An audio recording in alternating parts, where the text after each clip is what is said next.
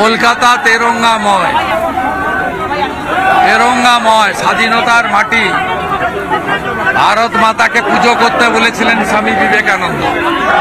ভগিনী নিবেদিতা তার বইতে লিখে গেছেন, আমার মাস্টারের চোখে আমার দেশই ছিল আরাধ্য দেবী। নেতাজি সুভাষচন্দ্র বসুর মাটি, এই মাটি জাতীয় সঙ্গীত দেশকে দিয়েছে।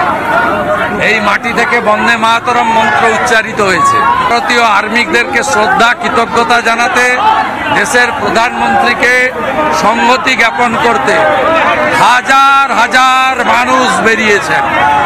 এ মিছিলের শুরু নেই, শেষ নেই।